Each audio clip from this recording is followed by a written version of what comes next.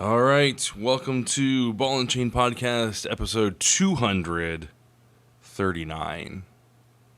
Every time I say it, you're like, I can just see your face, like, how much time have we wasted doing this thing? Sorry, bring this much closer to me. You can tilt it so it's this directional. There you go, that a baby. I just felt like it was really far away. It was. All right, so welcome to episode 239. This is the Ball and Chain Podcast. I'm Mox Ward again. I have with me, it's my Angel. How you doing? Fine. We're here to talk about board games, video games, comics, TV shows, pretty much anything we find entertaining. Whatever we want to talk about. You're free to join in. We stream live every Wednesday, or every Thursday rather, at 9 p.m. Over on our YouTube channel, which if you're watching this, you're already there because it's the only place we're streaming it to. But join in chat, and we'll have some fun. Fair warning, this episode, since we haven't actually streamed in a long time, it's been a few months. It's been a few months, just to say the least. But we're gonna be doing a lot of catching up. Like, this is pretty much, normally we'll go through like some news topics and like have a discussion and have some some stuff like that. This is more or less gonna be like, what have we been up to for the past 6 months? We are going to talk about Dexter New Blood. There will be spoilers. There will be spoilers, so fair warning, there will be spoilers. I don't know why the chat's not pulling up on my phone. Oh well, I'll just watch it on here. So fair warning, there will be spoilers on that. I've got us talking about Spider-Man, but maybe we can dock that for another day and just talk. I don't know, we'll see. It's up to you. We'll see. But I wanted to just get into kind of what we've been up to inside and outside of gaming for the past few months, and just kind of have a nice chill and chat type of sesh. How's that sound? That's fine. Is it fine? Is it fine? Yep. So, what have you been up to in the past 6 months? 6 months, really? Like, we haven't really? I can look real quick. Let me look real quick. I'd say, like, 6 months covers back to, like, June. Yeah. And that would be me starting my, like, teaching job. 8 months. Excuse me. What have you done the past 8 months? Well, I got a teaching job. So I teach kindergarten now. I think we talked about that briefly. Maybe that I had been hired or something. Yeah. Okay. Yeah. Really? Yeah. That long? It's been a hot minute, yo. Okay. It has. I feel like it hasn't been, but It's been a hot minute. time flies. So yeah, I teach kindergarten now. What else? the baby's now a toddler. Right. The baby is now a toddler. And Tantrums and climbing and... he's very independent. Oh, yeah. Today he unveiled that he knows how to sign more. Mm-hmm. So he's always going like this now. Like when you give him a cracker or something, he finishes it. This means more. Yeah. Sometimes he does this. I don't know what this means, but I think it's just being lazy. And it's funny because he when you point to something and he's like, yeah, more, and then you point to something else, he goes, no, that I want that, I want that. So he points with his more signing. It's pretty funny. The oldest in basketball currently, which is... Oldest is in basketball. He hasn't been in that for a while, in any sports for a while, so it's a little rough. Kind of get back into it. Yeah. We got the fence is complete. The fence is complete. Built a fence. You've built a wall. The fence is complete. The hot tub is on the other side of this wall here with a deck underneath it. We've built a wall. We got a new roof. We put a fire pit in, like a more permanent fire pit. Right. Yeah, it's been busy. It's been busy. We switched internet providers. Like, I'm sorry. Like, okay, I'm gonna have a little rant right now. Spectrum was great for a very small time, and then we started having issues where we were getting like 15 megabits download speed, and like 2 megabits upload. Like, okay, we can't stream. We definitely can't have like the Xbox wireless. Across, we had to run wires and all that stuff, and it just wasn't working, and it was impacting my job and stuff like that. So we kept Spectrum and brought in Metro, and they ran a new fiber line to the house, and man, night and day. We've had a little bit of issue with... Oh yeah, there was that one. There's been a couple issues with it going out for whatever reason. The day before Christmas it went out. Yeah. No, 2 days before Christmas, because it came out on Christmas Eve. Yeah. Which was shocking. Like I called them the 2 days before Christmas that night. I was like, hey, my internet's out.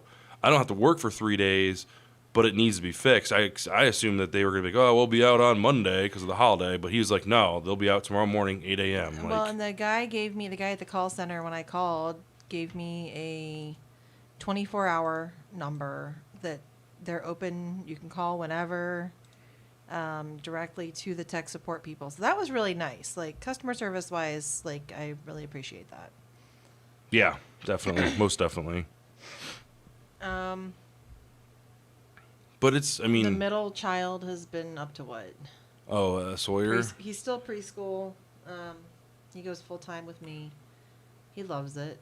Yeah. He's just constantly getting into... he doesn't get into trouble at school. He's just himself. He's just an ornery, silly little thing. That's Sawyer, though. Right. We're trying to possibly... Whoa. Don't... I wouldn't say that because... Say it. Yeah, because you don't know if one of the older ones is going to watch. Okay. Yeah. We're not planning anything. We're not planning a darn thing. Right. Sorry, I didn't mean to cut you off. I was like, I could just picture this. Really? They would see it? They know how to get to your videos? Eli asked me on the way out, he's like, what you guys streaming tonight? And I go, we're podcasting. He's like, oh, okay. So he very well could be tuned in. Right. He got a new phone, so he's all about... he's all about that. Yeah. He doesn't have my old Galaxy S6. Sawyer does, though. Sawyer has it. He's super excited. He's super excited. He was happy as a clam, is what the saying is. Yeah, and your old computer. Right. Poor little kid. Poor kid just gets all the hand-me-downs. Oh, but he's so excited about this stuff. I mean, I know he is. And a 5-year-old shouldn't be getting. He was excited about getting clothes. These clothes are awesome. It could have been Dragomans, but these are really cool. Yeah. Yeah. So we've been up to a lot. FaZe isn't with us. I should probably mention that.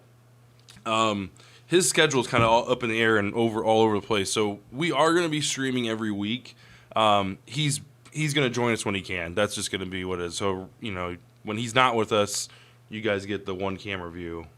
That's it. Sorry, I'm not going to control it like we do with the Gloomhaven thing. No. I just want to be able to talk and interact and stuff like that, especially when it's just you and me. Like, Gloomhaven, it's like we've got 3 other people that they can be interacting while I'm futzing around with the buttons. But this, Right. I just want to focus on the conversation. So when he's here, he can switch the cameras and all that stuff. But with just us, single camera and one and done. So, but you're not fired, FaZe, if you're watching this. You're welcome back whenever you're available. We did some upgrades to the studio, which I don't know if this was done. I don't remember if we. After that, it's been more than 8 months. That's You think like so? A year. Oh, okay. I started brewing beer. Actually, well, I'm in the middle of my first brewing session. So, Amanda's mom got me a small like brewing box starter kit. It had like a 1 gallon carboy and like the hops, all the different ingredients and utensils and things like that, thermometer and like a book on how to do it. And so it makes a American Pale Ale is what it made. What's making? That's what we're hoping that it's. We'll see. We'll see. Hoping that's what it turns out to be. I mean, I have more faith in that than I think I do in we started an apple cider, which I found a couple different YouTube channels and they were taught. There's like a very simple way of doing it and a very in-depth way of doing it. Like I probably watched about a 30-minute video of these guys. They didn't use liquid. Like they didn't use like apple juice or cider. They smashed like hundreds of pounds of apples down to. Oh my God! I'm like, and they did the whole. They actually made and they weighed the whole thing so they could see how much alcohol it was. Gravity, that's what I was talking yeah, about. exactly. Yeah. So they did all that. I was like, I'm like just sitting here watching like, and they have this like tub where they put the apple. They minced up the apples first, and they put this tub in. Then they screwed this thing down. And it smushed the juice out of it. I'm like, okay, well, there's 2 pieces of equipment that I don't have, and nowhere to put that stuff. And I'm not buying hundreds of pounds of apples. No. So I went the simpler route and just bought store-bought apple juice and added yeast to it. We did go out and buy a new carboy, like a 5-gallon one. So we're in, boys. We're in.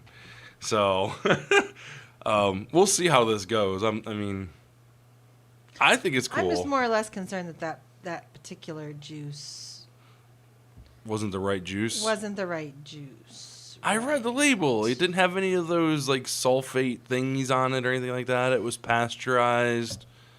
I'm seeing that you can buy cider base. Yeah, the place in Belmont said they had cider base, but I didn't. I was like, so they make their own. It's like juice specifically for it. Right.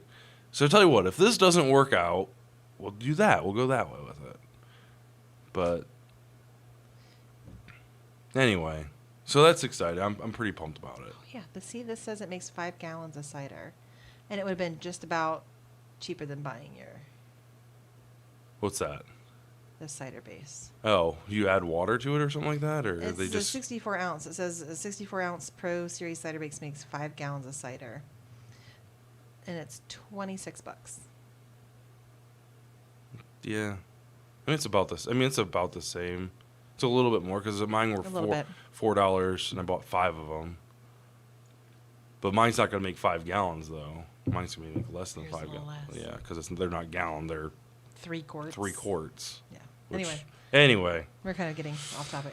Anyway, so today we're just gonna talk about what we've been playing, and we're gonna talk about Dexter. I really want to kind of dive deep into Dexter. So, looking at your playlist there, what have you been playing, Angel? In the last 8 months. Right. Well, you've got on the list here. You're not supposed to say that. You're supposed to look at me like, well, I've been playing. You told me. You're reminding me that I have played the game 12 minutes. I played that for really went into it for 2 days. Sad face. No, I mean, it was fun for those 2, but once you're done with it, you're done with it. Because 12, it's a pretty... Yeah, it's a pretty indie game. It's a top-down game where it takes place in 12 minutes of your life. And basically, you come home from work, your wife's there, you get a knock on the door, this guy comes in accusing you of things, and you die. Or your wife dies, or things happen, or you can try to leave the room. If any of those things happen, those 12 minutes restart. You come right back in. So basically, you're trying to solve a mystery of who this guy is, what he's doing, like why he's there, trying to get yourself out of this loop. So you can go around your apartment clicking on things, collecting water glasses, collecting photos from the refrigerator, watering the plant, the dead plant that's on your bedroom table. Like I didn't know that. Yeah. You can have different, streams of conversation. Once you unlock one stream of conversation, it kind of can spiderweb out into... Right, and your character knows that he's going back in time. So Right. whatever he learns, he retains that information. Everyone else forgets that they... Right, so in one stream, if you hear a clash of thunder, maybe the next time you can bring that thunder up to your wife, and Right. it might unlock a new series of conversations. So it can take time, and like I said, I played quite a few hours each day, but then once you kind of get to the point of it, it's like, okay, that was cool, like it was fun. Would like to see more from it, maybe. I don't know. Like another story or another... Possibly. Because I didn't finish it. I got angry and stabbed my wife and then killed myself. And then it reset. I was like, no! It does get a little infuriating. Yeah, you lost your save or something on Steam. Like, something happened, didn't it? Did I? There was something really weird with how Steam... I don't know if you got kicked off the internet and it, like... Oh, I don't remember. Didn't save. There was something weird that happened, I think. I don't remember. Halo... Infant. Infant, as Sawyer says. Halo Infant. I've barely played this. I'm probably a level 2. Which they had an update in mid-December and they added SWAT. So we need to go back and play it. Yeah, I've barely played it. Fortnite, the new season's come out. I barely played the old season. Have played like 5 to 10 games in the new season, if that. You got your Christmas presents and all that stuff. Some of them. Some of them. Not all of them. I think you can. I think it's still going on. I think it's going on until the 8th, so you can still maybe. hop on and open them all. I just don't have a lot of time with teaching. I have to be out the door by 6:30, 6:45 every morning, and so being up even this late is rough. What'd you think? What'd you think of Halo Infinite, like the multiplayer? It's all right. It's a struggle to get back into it. I feel like the maps, like I have a really hard time differentiating where the heck I am in the maps. Like they just all kind of, like every spot in the map looks exactly the same to me. Like I just kind of get lost. I have a hard time like envisioning, oh, this is next to this and here's where this is. I don't like the weapons spawning on the walls. I feel like it's really hard to locate and see where weapons are. Yeah, I get that. Because the level design has gone to like 11. Like before, like they're just plain wall. Like if you go back and look at like Halo 2 and even Halo 3 in some instances, like the walls are blank, right? The weapons like spawn on the ground. I will tell you one thing, like when you hover your mouse over it, or when you it says what it is, which is nice.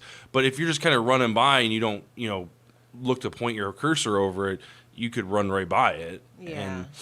But you got to remember with Halo 2 and Halo 3, we played billions of hours. Well, not billions, but a lot. So that just comes with time.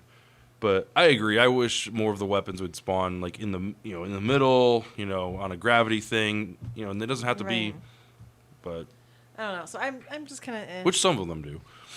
I am more upset about the cosmetics portion of the game, where the fact that you don't have things unlocked to make your character look like you. Right, exactly. Like the stuff, like the stuff that they have unlocked is great, awesome, that's fine. But like when it comes to like your symbol and your color, like that's been going on since Halo 2. Like that's pretty near and dear to a lot of like hardcore Halo fans.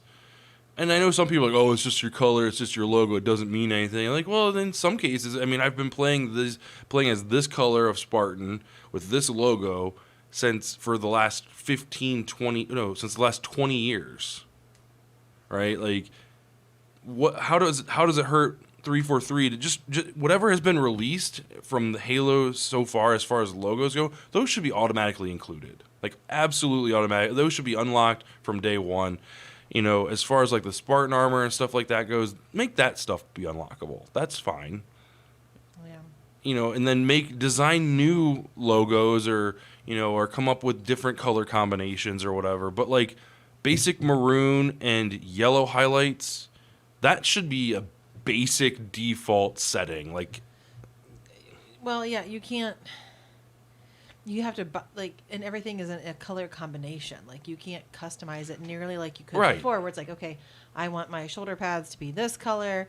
I want this part of my armor to be this color. Now it's like, this is the color combination that you have, and these parts of your armor are these colors. Right, like, and we're gonna tell you know. Yeah, it's very limiting. Yeah, I'm not pleased with that, and I don't remember Halo 5 to that degree if it was like that or not, but. Come on. Yeah. The game plays great. It works really well on PC. I mean, my PC's got a 2070, not even a super. It's like this is like a 5-year-old graphics card. Runs amazing. I'm getting like anywhere from 30 to 60 frames per second. It's, you know, it works. I love it. It works great. The campaign is finally out. Haven't played that yet because I haven't finished Halo 5's campaign. But I should probably do that. Man, I suck. What else? Oh, let's talk about some of our board games.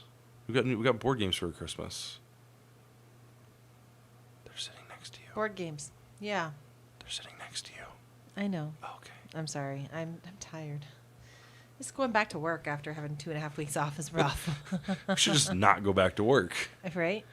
Yeah. So we've been into the Unlock series. I have been into the Unlock series. I don't know if you're into it as much as I am. Okay. I'll hold it up. I was going to hold up while you talk. So we discovered escape rooms. What, like 3 or 4 years ago at an anniversary? I think it was 3 years ago. We went to one up in Finley, and it was something. Escape rooms. Yeah, that was probably like 4 years ago. Sorry, I thought you were talking about that. No, escape rooms. Like the physical rooms that you go to. Yeah. Yeah. I mean, we've heard about them, but the first time we went was probably 3 or 4 years ago for an anniversary. I think I was more interested in going than you were. It grew on me. I wasn't real keen on it at first. I was like, oh, okay. So we go into this room and what do we do? Right. And I was like, no, it'll be fun. But then when we left, like we were both like really excited, talking about like each of the ways that we got clues, and it just, we really enjoyed it. So then we found these Exit series, which those are supposed to be like escape room in a box. And we've talked about them on the show before. We have. But yeah, this is kind of like you said. So we've tried those. Usually we end up getting pretty frustrated when we play those. They are fun. There's a lot of dog bark threw me off. A lot of different scenarios you can buy. They're one and done. But you had mentioned that you had seen this particular series in some reviews or in a store. In a store. And so they're quite a bit different. This box contains 3 scenarios, which is that one is just a 1. But the mechanics of doing it differently. So all of the Exit games use like a little decoder wheel where you have to kind of move 3 wheels to kind of come up with a code number in the window, and then you get to pull that card. You come up by looking at the cards, by manipulating things in the little adventure book. Usually, like within the book, there's pages where you can see pictures of the rooms or written notes or things like that. Usually, in most of the games, you have access to that entire book right off the bat. Whereas this, the only thing is a deck of cards. Right. And you start off with a little story to read. You flip it over, and that's kind of your first room. Did the one game reference the barcode? Was that the Unlocked game that we played? It might have. Maybe it did. There was a number, I think, on the barcode. Yeah, I think it did, but it's not nearly to the degree of as this. I think that was only one of the 4 scenarios that we played that actually referenced something outside of the deck of cards. Right. This particular box, I think most of the boxes have like a level 1, 2, and 3, so they usually have like an easier scenario and then more harder difficulty. They all come with a tutorial deck, so if no matter which one you buy, you always get a tutorial deck. So if it's your first one, the level 2 difficulty that we played last time was pretty challenging. There was one puzzle that we really didn't agree with, lining cards up. Yeah. On top of each other, which that's a mechanic very similar to that. Yeah, very reminiscent of this. So you had a couple different, about 12 different points, and you had to line the card up a certain way based on the picture on the card and the card underneath it. But yet the card on top isn't translucent, so you can't really, or transparent, so you can't see what's underneath it. So it made lining things up difficult. Right. And when it runs off an app, so you can get hints from the app and the solution from the app if you get stuck. Right, versus that one which has hint cards for each thing, which is just additional things to have to set up and cards. So Right. So, and this too will tell you the solution if you get stuck. So but I like I truly do enjoy this series much more, only because it's the deck of cards. There isn't a lot of cutting and there isn't any cutting or destroying. So theoretically, after we play these 3, we can gift this to someone else. Right? We still got one. We still have the one on the still on our shelf back here. We can gift to someone. Oh yeah. So I think that's really cool. That's kind of worth, yeah. Right. I mean, from an environmental standpoint, all this stuff is recyclable. But being able to buy something and pass it on to someone else is awesome, in my opinion. Yeah. So got that. Also got this game, which we have not yet tried, called Santa Monica. I really don't know anything about it other than what I've seen on the back of the box. It is a drafting game. And you make beachfronts. Where you're making a beachfront to try and lure in tourists and lure in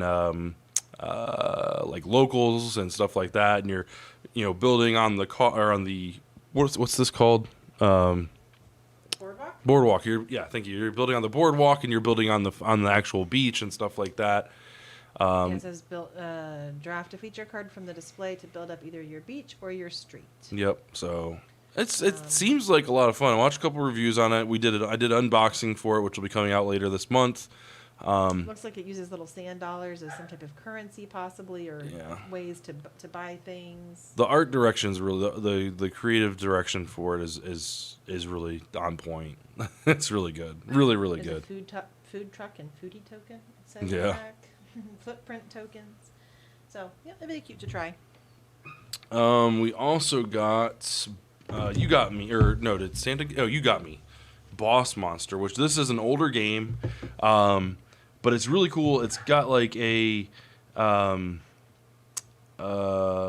of like a retro game style, art style to it, and basically you're playing as the boss in an old school video game, and you're building your the level out in front of your dungeon out in front of you out of cards that you draw, and you can steal cards and stuff like that, and you attract adventures and make it pretty complex. Yeah. This is just the base game. They have 2 other expansions plus 2 other expansions plus 3 mini expansion boxes to kind of add to it. But yeah, it's a lot of fun. Plays 2 to 4 players. Super fun. And then Eli, this is a game Eli's played before called One Night Ultimate Werewolf. I haven't played it, but it's kind of like a deduction game with a group of people. So you have to have. It says it plays 3 to 10, but I have a feeling you need to get closer to 10 versus closer to 3. And then this is the Terraforming Mars. This is the game that we took back. We got a duplicate. Yeah, we got a duplicate, and then we picked up this one instead. I don't know too much about it. think it's like a resource management game.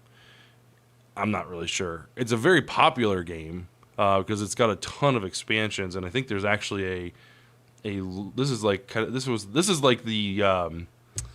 Jaws of the Lion edition. There, I think there's a bigger version, kind of like Gloomhaven to Jaws of the Lion. So I'm pretty sure this is kind of like hey, this will get you started. This came out, I believe, after the other Terraforming Mars, but still, I would rather start with something like this versus diving headfirst into the harder, more in-depth one. But looking forward to that. So we got a bunch of new board games to play. And actually, there's a few more. There's the one that the boys got, Outfox. Yeah, Outfox, Catan. Junior. The Princess Bride. And some game called More S'mores. More S'mores. Some salmon. Oh, yeah, there's a salmon game. Sawyer keeps moving the fish. There's a salmon game somewhere on. He's like, he's going to go here today. He's going to go here today. That's funny. So, yeah, we got a whole bunch of new board games. So, yeah, there's a whole bunch of unboxings. We'll do reviews and all that stuff. If there's one of these games that you guys would like us to stream, we're definitely up for that. So leave a comment down below which game you'd like us to stream, and we can put something together for sure. I'm excited to play that. I think it's gonna be cool. I'm interested to learn how to play this. Okay. The other thing I wanted to talk about was two things I wanted to talk about for what I've been playing is Diablo 2 Remastered. Purchased that, played the heck out of that. It scratched all the nostalgia from when I was in junior high school, way back when. Scratched all that nostalgia. And I had never beat Diablo 2. Like, I've never gotten to Diablo. I never got really that far in the game. Like, I just played the same levels over and over again. I played each character to like level 20, 25 or something like that, and then, or maybe not that high, maybe like 10 or 15, and then restarted and played, because I got to a point where I was like, I don't know what I'm supposed to do next, and I just restarted with a new character, and they had like 7 characters to play as. I got the expansion that had the Amazon and the What was the other one? I don't remember. There's a couple classes that weren't available in the original Diablo that were available in the expansion. So I played those, and it was just a lot of fun. So I started Necromancer, and then FaZe and he carried me through, and we beat Diablo, which was awesome. It's like, wow. But yeah, he was a much higher level than me, so it made it pretty easy. Not to beat Diablo, but to get to him. Yeah. And then we've been playing a lot of our Gloomhaven game, Jaws of the Lion. We've been streaming that and having fun with that. Mm-hmm. We just hit level 5, so we all unlocked our little extra boxes and miniatures or whatever. So that's all streamed. That's on. You can go back and watch that. There will be spoilers on there, but Gloomhaven Jaws of the Lion is a super fun game. It's really got me excited to play the original, which is sitting on the shelf, ready to play. Yeah. You don't want to? Just don't time. Well, I mean, we'll find time. We'll make time. We will create time. Oh, really? All right, so let's get into our main discussion. We're going to talk about Dexter, New Blood. There will be spoilers, so if you haven't watched it, we are on episode 9 of 10. We've completed 9 of 10. We will be talking about all 9, not individually, but we might reference something from there. So you've been warned. So the story as a whole, essentially, right? Yeah, we're pretty. I'm not breaking it down in episode by episode. Oh, no. Just story as a whole. No, story as a whole and stuff like that. So this is your warning. We'll see you later. We'll see you next Thursday. If you want to make sure you get subscribed and leave a comment down below what you like or what you've been playing. Okay, so Dexter New Blood. Episodes 1 through 9, what do you think so far? Actually, let's start over. The original series, how do you feel? How it ended, how do you feel? I feel like that's a good... I don't know that I don't know if I've seen the last... I think I've seen bits Get and out. pieces. I think I've seen bits and pieces of the last episode. So like I didn't watch Dexter start to finish every single episode. As happens with many shows, you usually end up being like, oh, here's a show I want to watch. Game of Thrones, Walking Dead. Like all the shows you love. Gory shows that like I had zero interest in. And you usually would watch them at night, like in bed, stream them when I was asleep. And there'd be like a day or two maybe where I'm having trouble getting to sleep, and I kind of catch bits of this episode before I fall asleep, or I wake up in the middle of the night and I see, like, and you're asleep at that point, and I'm seeing these episodes that are playing. So Breaking Bad is that way too. Like, so there's a lot of shows where I kind of have a big picture knowledge of what happens, but maybe haven't seen every single event leading up to things. Just because that's kind of how our TV watching ends up happening. So as far as how I know it ends, the first one, I don't know. I had a hard time believing that he would leave his kid. So spoiler, hurricane comes. I mean, it's 10 years old, right? At this point. We already said spoiler. There are no more spoiler warnings. You've been spoiled warned enough.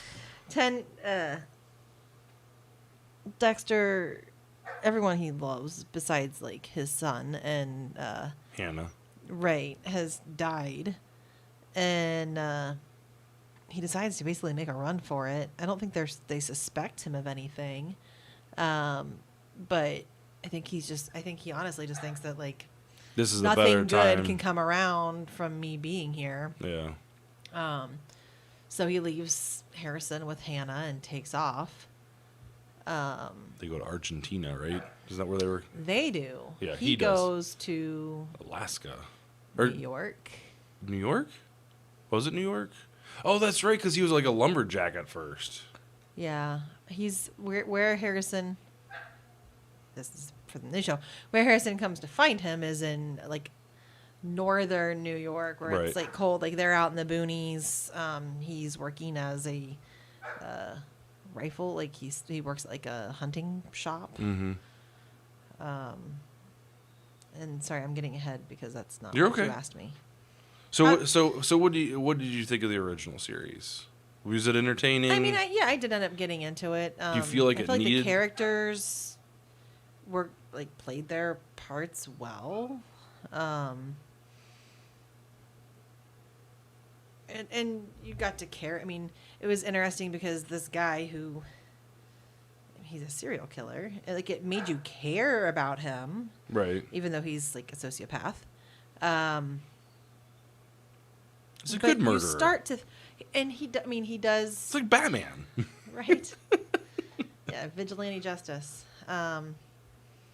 Yeah, so that's the premise. Is basically he was this kid who his foster parent, later turned adoptive parent, saw some tendencies. He was a cop. He's witnessed serial killers. Kind of knows about their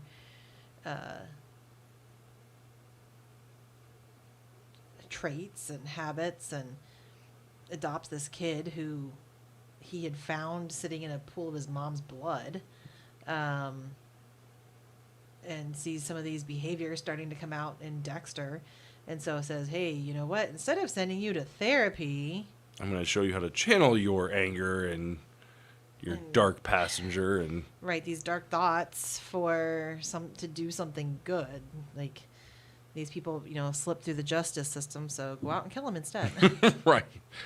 This person deserves to die, even though they were found in a court of law to be not guilty. Right.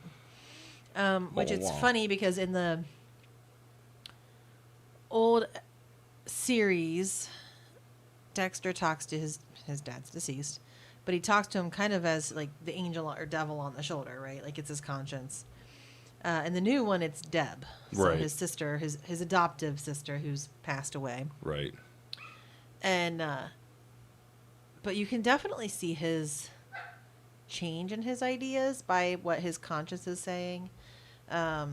Whereas Harry, a lot of times, would kind of tell him like, this guy needs to die, or this is, Right. He would tell Dexter, like, you need to be more careful. Right. You're Should you really be slipping on doing these this right now? things. If you have got so much more to take care of. And Right. But Deb is a lot more like down on Harry. You see her talk a lot about how, Harry, like, how he was a terrible dad, how he used you to do this stuff. Well, when you were a kid, there were other ways. Right. So Dexter knows there were other ways that this could have gone. Right. And like I started watching the original series again, and I don't remember him talking bad about Harry so much, but he really, at the very beginning, after he found out that he had a brother that he didn't know about, and what, the case file that was missing, and all the specifics about his mom's death. Because he didn't remember a lot about it. He didn't remember any of it. He didn't even know he had a brother. Because he went back and started doing like some regression stuff, didn't he? Yeah, and so he, for 4, 5, 6 episodes, he's always like, "Oh, Harry betrayed me. Harry lied to me. Harry set me up." So he was very like down on Harry. He was very exactly down on Harry, and so to see that come through with Deb, I wonder if it's actually Deb or if it's more or less what he's putting himself into Deb's words almost. But anyway, yeah, like Harry, but the shift from interacting with Harry to interacting with Deb is I really enjoy that. I think that was a good move. Mm-hmm. But she's kind of like the voice of reason, like, the whole, and so like the premise of the very beginning of this new series, A New Blood, Harrison tracks down Dexter, who's living under the alias Jim. I can't remember what he uses for his last name. I don't remember. I should know because it's the creator's name. Oh, is it? Mm-hmm. But yeah, he's living in this little town in the middle of nowhere, in like a log cabin. Jim Lindsay, that's right. And sounds like he hasn't killed anybody in quite a number of years. Right. He's kind of found a way. He goes out and tries to hunt in the forest. He always comes upon like deer and never shoots them. Goes out for morning hikes in the woods, but he's managed to kind of create this life for himself. He's dating a cop, the sheriff, right? Who doesn't know about his previous alias, or doesn't know about his current alias. She doesn't know a lot about him. No. Yeah. He's done a pretty good job of keeping himself secret. But things kind of get upended when his son tracks him down. We find out that Hannah, if Harrison's telling the truth, which it seems like he is, find out that Hannah died of cancer a number of years back, and he got sent into foster homes. Seems like a real upstanding, all-American type, kid, whatever. But then you start to see more and more questionable behavior. Dexter's like, oh, he's nothing like me because he's out here, he's popular, he's able to talk to these other kids. He's interacting with females, like right, something right. that Dexter doesn't do very well. Right, and he's like, oh, he can't be like me. Right. So they had a really hard time, and Dexter's really not explained anything to him about how his mother died, about why he left, and just never try to contact him. Like, right. So you learn that very quickly that Harrison has a major like chip on his shoulder, and abandonment issues, like huge abandonment issues. Right. But something's before Harrison comes into the picture, Dexter does make his first kill in a very long time. I don't remember that off the top of my head. Yeah. The whole start of everything. Oh, yeah. Matt. Yep, Matt. Kind of this just jerky guy who gets whatever he wants, and he's the son of one of the diner owners, one of the truck stop owners. He's one of the wealthier guys in this. He pretty much does what he wants, gets what he wants, kind of just run around, totally irresponsible. Yep. Just a jerk. And Dexter doesn't really like him. Right, and then he finds out that he actually was in a boating accident and killed people, and that's kind of what kind of sparks this whole like, hey. Right, which, I mean, it was an accident, but at the same time, he continues with this irresponsible behavior regardless of the fact that he killed people. Right. So I guess that's why, I mean, I don't know that Dexter's initial law, like his, what does he call it? His code? Mm-hmm. I'm not sure that Matt would really have I think he was kind of a stretch to fit the code. You think so? I mean, he wasn't a serial killer. Although the initial code didn't say serial killers yeah, either. It just said people who had slipped through the justice system. Which he did. I mean, if you've murdered 5 people in a boating accident. It wasn't like premeditated murder, correct? Didn't he didn't they I thought they did like I thought he was drunk and they head on collision or whatever. Maybe. I'm not remembering all the specifics now, but but at any rate, he was He was the whole thing that started it all. The first kill that started it all. Yeah, but being the first kill in a new place, he had no clue what to do with the body. Right. He wasn't in Miami where he could just go chuck it into the ocean. Right. So that kind of presented the first problem. And so he ended up burning it. Well, first he put it underneath the fire pit on his property. And then the cops showed up and sent tracing dogs. Right, showed up to his property and set up camp there, which was like, oh god, here we go. Right. But then he threw it in the smokestack furnace or something like that in town or just outside of town or something like that. And his dad starts the missing guy. Well, they say he's missing. They're looking for him. He's killed by Dexter. His dad is really wanting them to pursue this search for Matt until all of a sudden he says, oh no, he FaceTimed me, we're all good. Happens to be the same night Dexter is burning the body. And Dexter knows, like, no he didn't, like something's up. I feel like this is getting really lengthy. You're fine. Goes on. Yeah, so I mean, essentially what you find out is Kurt, which is Matt's dad, is a serial killer. It has been killing runaway girls for the past 25 years. Essentially, there's a flashback, and we're going to be skipping around a little bit here.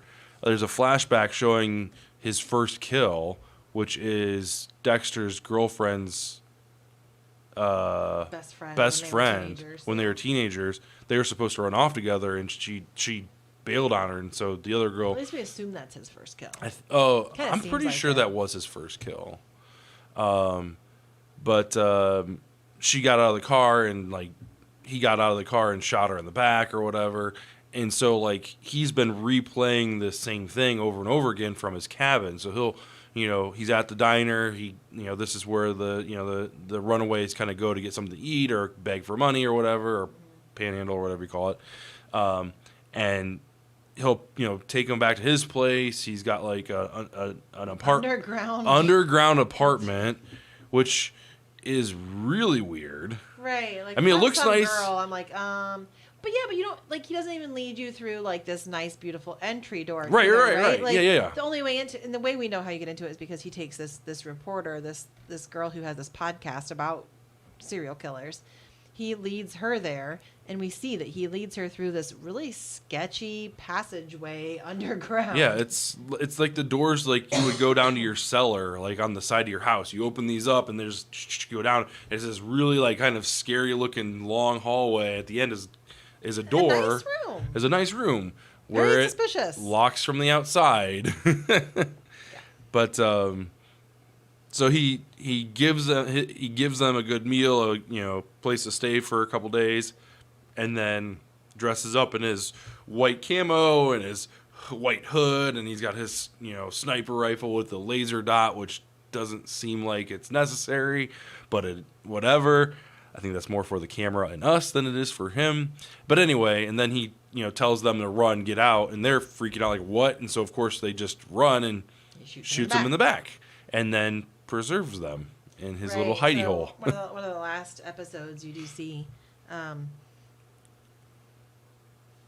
Dexter and Harrison find what Matt does with it, because he explains to Harrison that these bad guys usually keep a trophy, some kind of memento of their kill, and they look around and see the hatch that leads to this underground bunker, essentially, where he has standing in these boxes with windows all of the girls. He's preserved them all. He's dressed them all up like the original chick. Makeup, hair, style, not necessarily hair color. He doesn't dye their hair, but he had like in a white dress though. Yeah, all were in a white dress. They all had red lipstick on, full makeup, and then like the hair. It's like creepy, and the lights, like you walk down this long hallway, and the lights just click on as you walk down. Right, It's just boxes. Yeah. Both sides of this hallway, super creepy. Very creepy. But we kind of jump past kind of a pivotal moment. And that was, so Harrison's having these tendencies again, and they're actually kind of coming up in similar to Dexter. So like the first instance that he has is he befriended this kind of an outcast in the high school. He gets picked on constantly and all this stuff, and Harrison finds out that he's got a kill list and he's planning on hurting people, and basically he sets up this kid to look like he attacked Harrison, and so he made it seem like self-defense. Well, Dexter takes one look at the crime scene and knows for a fact that Harrison's lying, that he attacked this kid. But ultimately, Harrison saved, how many countless others by doing this. So potentially. So Dexter kind of starts to see that, and then something else happens to where during a wrestling match where he breaks this kid's arm or elbow, like he's got him like on this arm bar, he just snaps his elbow. They told me he wins, and he continues to the kid tapped out and just like, oh. Yeah, that was gross. But anyway, eventually Dexter is having this conversation with Deb, and he basically says, I have to tell him, he's just like me. He has a dark passenger. He, institutionalization isn't going to work for him. Like, it worked for me. Like, we can make this happen. I can be a better mentor than Harry. Well, I don't even know that he was planning to do that until so Kurt, the crazy serial killer of runaway women, realized that Dexter killed his son. So he found the titanium pins in the furnace, because he says, hey, that night when I was celebrating that I talked to Matt and you drove by and picked me up, it was snowing, but it was only snowing in this one spot where the cinders come up from that fire. And so he went back, like he kind of put two and two together, even though he was pretty drunk. He was able to kind of put two and two together after the fact, go back to that furnace and find the titanium rods that had been in the legs of his son. And Dexter happened to be driving past at that moment, and so he kind of figured that it was Dexter who did it. So in retaliation and revenge, he works on befriending Harrison, and kind of getting him on my side, like, hey, I'm a really good guy. I'm here for you when your dad isn't, and I can show you all these things that your dad should be showing you. And so as Harrison's spiraling out of control, Dexter's having to do more kills because Harrison slips some drugs and overdoses, and Dexter goes and kills the drug dealer. Right. And the drug dealer, he tries to kill the drug dealer, but gets caught before he can make the kill. Right. And the drug manufacturer, I guess we call it. Right. And so he does kill the guy that makes the pills. Right. He kills him. Yeah. Not in his usual method, and he didn't get to dispose of the body because the cops were closing in too quickly. Right. So that left some major, loopholes for him. Some major loose ends on his end. So as Harrison's befriending Kurt takes him, he's put two and together. He's let Dexter know, hey, I know you killed my son. And so he finds a way to kidnap Dexter, take a willing Harrison back to his cabin, and basically has it set up so that Dexter witnesses his son being killed. Right. Well, you notice that he kind of wine and dined Harrison like he does with the girls. Yeah, he brought him steaks, made him real comfortable. Right. Made him was it venison? Yeah, I venison. think it was venison. Yep. Yeah, made him real comfortable, and then he was gonna send him out. Of course, that plan gets ruined when Dexter runs him over. Right. Brings the truck, runs him over. And it's at that point he decides to go ahead and confront Harrison about, oh, hey, I was out here because I know who this guy is. I've been studying him. Here's what I do. I'm this vigilante. He didn't say at first that he killed him. Well, it was a pretty powerful moment. Like, yeah. He didn't spill the beans right then and there. Like, they got back in the truck. He says, we need to go home. On the way home, he says, I'm going to tell you everything. No more secrets. And, like, just like that, Harrison just gives him a big hug.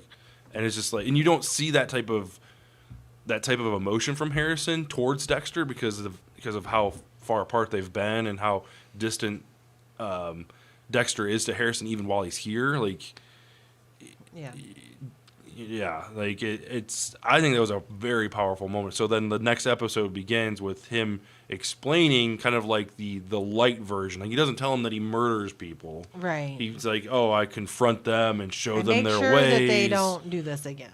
Right. And he's like, oh, and he's like, and then, Harrison being Harrison, he puts two and two together. He's like, you killed Cuddles, didn't you? The clown. Like, he told him, Wiggles, not Cuddles, Wiggles, who likes to cuddle with little kids. Right.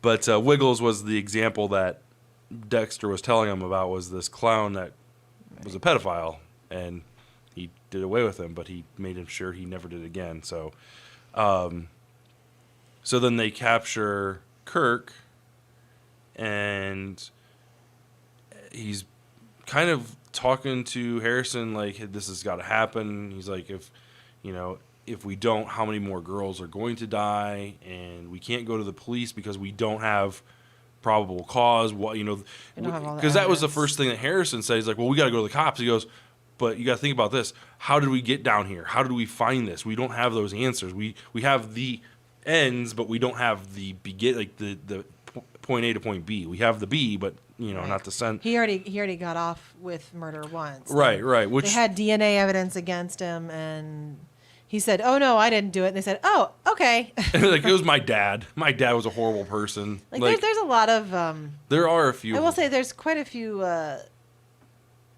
There are a few loopholes. Plot holes. Plot holes. That's right. There's a few plot holes, especially with like, sense. And I think. And this is kind of where I wanted the conversation to go eventually, but I kind of think if we would have more than 10 episodes, we could expand on some of these.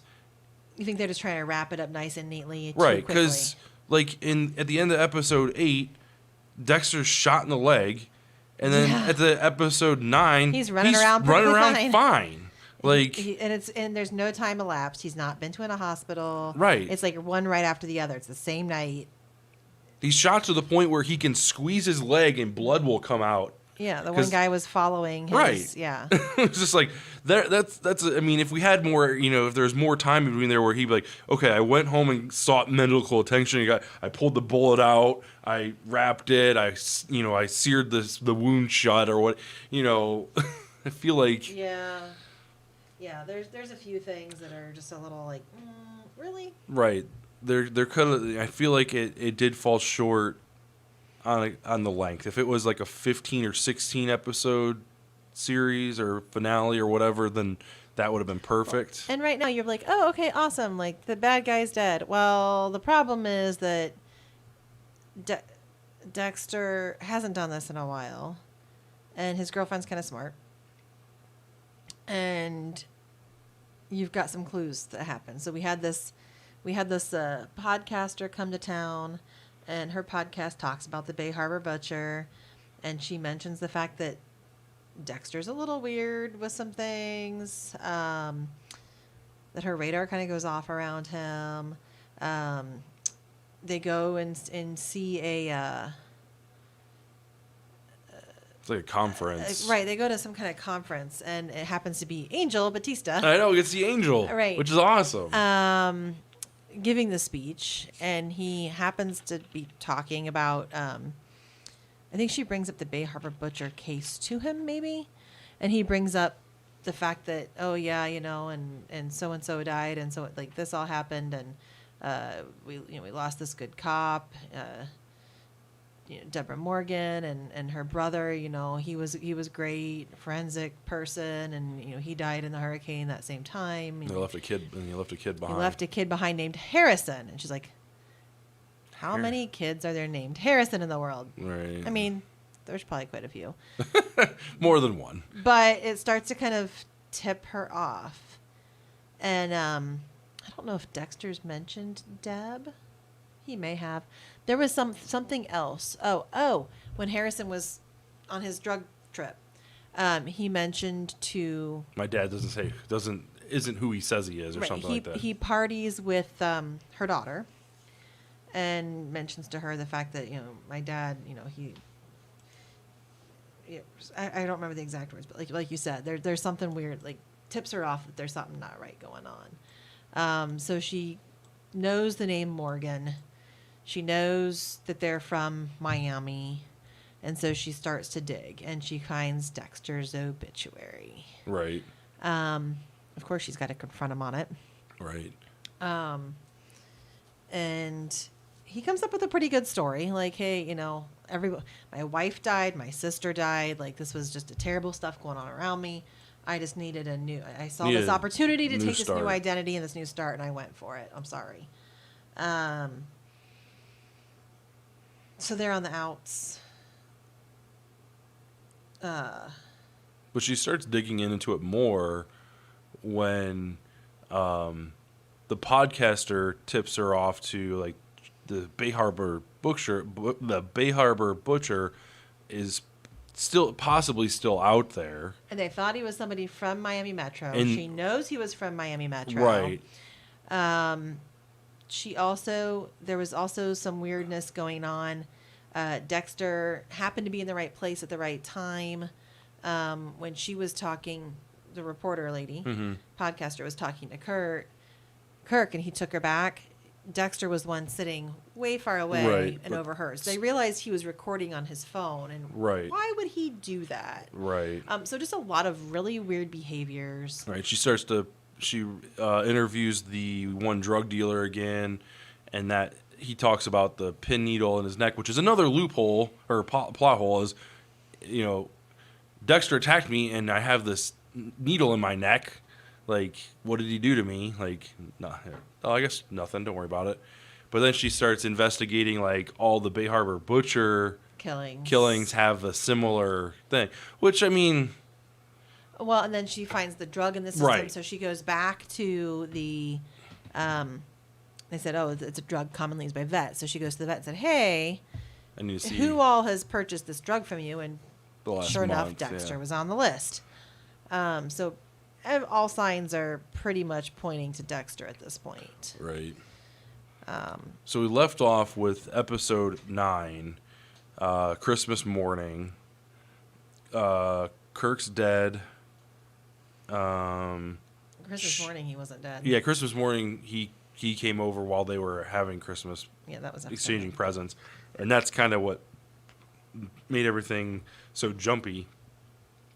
Dexter and Harrison left real quick or whatever, and chased after Kirk, and Kirk went to burn down their house, and it just was, yeah. But I'm really curious what she's going to do. Because they can't, I mean, does she turn him in? Does she... The preview looks like he's getting his mugshot taken. Yeah, well, here's my thing. Like, yes, it does look like them. When I saw that, I was like, there's no way that they would spoil that. That's a pretty big spoiler. Like... Yeah, I mean, it could be a dream of his. It could be him getting arrested for something totally else. Right. And It could be a lot. It could be a lot. I mean, it might not even be a mugshot. Like, you didn't see, like, the little thing or whatever that they have their name and stuff on. You just saw him with, like, what looked like height lines. There were no numbers, but what looked like height lines. Yeah. So, I don't know. To me, though, there's last two ways that you could end this. As far as we know, they've only ordered this one season. Mm-hmm. One, he dies kind of in the Breaking Bad style, right? Mm-hmm. Two, he gets arrested because he's not gonna just abandon Harrison again. I don't see them running off to start a new life. I mean, he's pretty high profile, I feel like, at this point, yeah. Well, the problem that I have with him, the previews for season or episode 10, they show all the cops at their house, and they were talking about, is there anyone that you would have pissed off, and like they have this huge plot point of his house burning down. Like, how are they going to wrap this up in one? Well, and now Kirk's dead. Right, exactly. Which they don't know that. I mean, no one knows that he's dead. No, and as Dexter put it, he went back to his house and ransacked his house, so it made it look like he took off. Like, he went in and grabbed cash from the safe. Like, that stuff's all kind of set up to look like he skipped town. Right. Which is totally possible, and they could show why he skipped town. But there was yet another note sent to the cop's house when they get back to her house that says Jim Lindsay killed Matt, whatever his name is. So someone, whether it was Kurt before he died, or if he has other lackeys set up somewhere to send these things out, someone has tipped her off that Dexter killed this dude, and it had Angela had the pin. So that would be, I guess, probably the first thing to try to explain to her. I don't see, I could see them arrested. They have nothing on Harrison, other than the fact that if they go back to that video footage from the tunnel going down, they could see Harrison was in there when Dexter killed Matt or Kurt. Right. But I could see them ending this with Dexter in prison, maybe getting a life sentence or death sentence, and Harrison taking up the mantle. Although he really did have like some psychotic stuff going on when he saw all the blood, like it really was messing with his head. Well,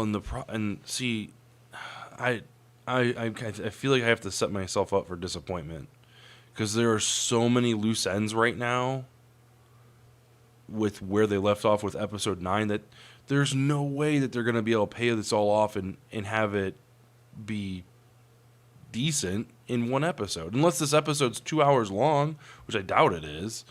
But you've got the burnt down house, you've got Kurt missing, you've got, if Dexter does go to jail or leaves, to them Matt is still missing. To them, Matt's still missing. But if Dexter does go to jail, and that leaves you think about how much training Dexter had with Harry.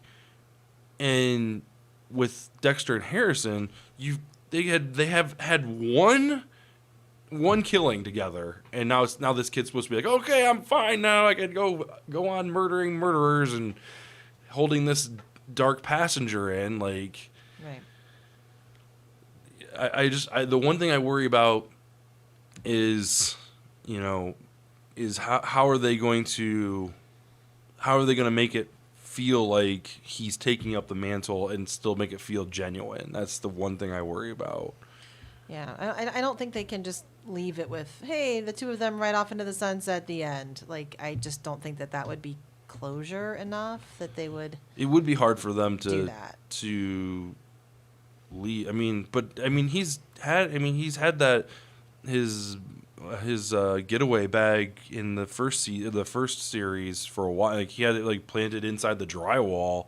Like he knew how to get out and start a new life or whatever. So maybe he's got that planned again. I don't know.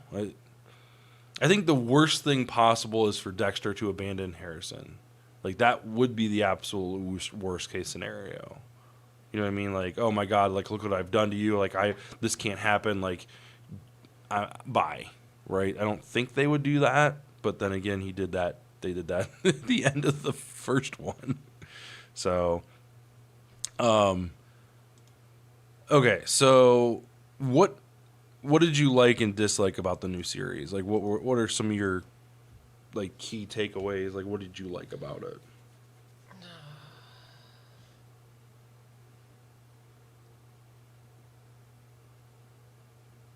I don't know. It definitely gave me anxiety every time I watched it. Just because you're constantly on edge, which I guess is What's supposed to do. Right. It's I mean, thriller. if that's what you wanted to do, then that's good. You cared about the individuals, and I kind of would have liked to see some flashbacks into Harrison's life with Hannah. I would like to saw that too. To see her again, and kind of how she raised him, and I think that would be interesting. It kind of sets up the next question, but okay, okay, any dislikes about it? I mean, the plot holes. The plot holes. Yeah, I think that's a big one for me. Like, I feel like if it was, like I said, a 15, 16 episode series, I feel like a lot of these plot holes could have been avoided. I enjoyed it. It got, I like the cameos. You had Batista. I really love how they put Deb in it. That was clutch. They even got Trinity Killer in there, which is linked to Harrison and how he uses a straight edge blade, and how he said, "I want to kill him slow with his own weapon," and that was a connection that him and Dexter had or whatever. Like, I killed him, but yeah, I think I enjoyed it. I wasn't necessarily looking for more Dexter, but it's I think they did an excellent job with it. They had more time. Just like with anything, if you have more time, it could have been better. But with what they provided, I feel like I can look past a few of them because I still got like that, like you said, that anxiety, like that, chest clinching moments. It was entertaining and nostalgic and like. Yeah. And it was it was the right kind of nostalgic. It wasn't like, oh, look, they put that one. Okay, like every episode has that one, like a new character in it. Like they didn't like. Over bring back people. Right, exactly. Like, oh, look, they made a callback to, what's the one lieutenant? I don't know. Anyway, yeah, they didn't bring back one person per episode and make it feel like it was forced. It was, Deb's in just about every episode.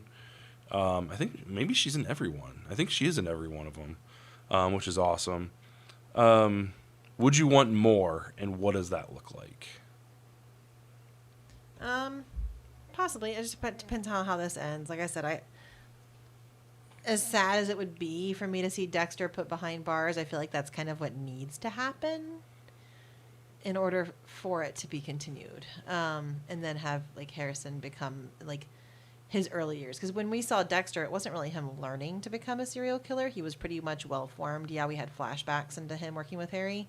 But it would be kind of interesting to see Harrison and how he forms this, and without that training, how he forms and takes up that role, and how does he learn trial by error, like, oh crap, I kind of messed up this, I botched this up, now next time I'll do this, and kind of seeing the I don't know how many murders you can botch up before you get caught. Well, I just mean just kind of like the beginnings of how he creates his style. I mean, even when we've even talking about going back and watching Dexter in the pilot, things are way different from his code and how his own face in plastic, right? Which is kind of crazy, right? It's like, how is he breathing right now? Right. So yeah, So you do kind of see some of that with Dexter, but I think that was more along the lines of that wasn't how he developed. It was just, hey, we're coming up with this idea, and then like the writers are kind of forming their idea of how Dexter should be. But seeing a story from how Harrison is forming into, I really want them to get away, because like you said, we didn't see a lot of. I mean, there were flashbacks. I mean, going back and watching it now, the original series, there were several flashbacks kind of talking about, having the urge to kill, having the urge to kill people Animals. versus animals, how to channel that, and, how to blend in and how to play nice and stuff like that. So I feel like there was a pretty good amount of that, but I would like to see it from a first point of view, I guess, like not a flashback. So, and I don't want, and I guess if that's going to happen, I don't want it to happen between glass, on two sides of glass. Like I don't think it'll be good if Harrison has to go to Dexter for visitation rights or for visitation to say, so how do I murder this person? I feel like that would be bad. I think that would be a bad use of the franchise. But I really want to see more of Harrison as he kind of grows into it. I never thought about how he handles himself. So yeah, I want to see that. It would be interesting to see him growing up with Hannah, like flashbacks of him growing up with Hannah. I think that would be cool. Does he have somebody he talks to as his conscience? Yeah. I mean, Dexter could be that person if he, turns himself in and lets Harrison go or whatever. Right. I would like to see more. I think I would. I want more than 10 episodes though. Like I don't want these giant plot holes. But yeah, I was pleased enough to where I would like more. That's barring any train wreck that happens in this last episode. Right. I mean, for all we know, they could both die, and then that would be the end of it, like the real end of it. Cool. Did you have anything else you wanted to add? I don't think so. Okay. All right, guys. So quick kind of heads up. So what's going on this coming week on the channel? We have I recorded and we're uploading a 2022 channel update that comes out tomorrow. Just kind of gives you an idea of what to expect in this next year here on YouTube. Next week, there's a couple things going on next week. We're going to be premiering our first episode of Cats in the Cradle. That is the Minecraft series that Squall, Logan, his son, Eli, my son, and I are playing through. So we're not streaming that, we're recording it and then putting it together in a video. So that's releasing on Wednesday, so keep an eye out for that. We've got an unboxing video coming out next Friday, not tomorrow. And then sometime next week, I would like to do another episode of I'd Solo That. I had fun playing Bargain Quest by myself. I'd like to play something else, but I just had fun. Okay. I gotta find a game that's not meant for solo to try and solo it. I don't know if we have one of those. Just kidding. Anyway, so that's episode 239 in the books. Thanks for watching. Special thanks to Amanda for co-hosting. Thank you for staying up for this hour and 20-minute podcast. Right. We'll be back next Thursday. I got Wednesday written down. Next Thursday, 9 o'clock here on the 72 DPI Online YouTube channel.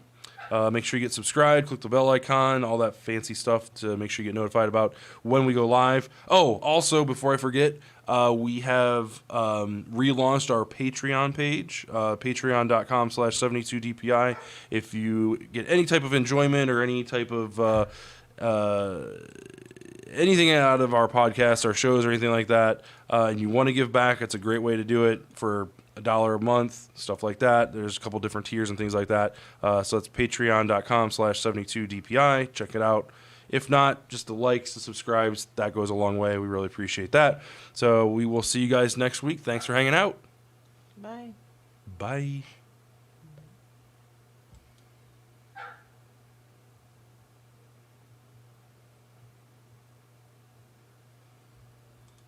I'm like sitting like this. Look how slumped over I'm sitting.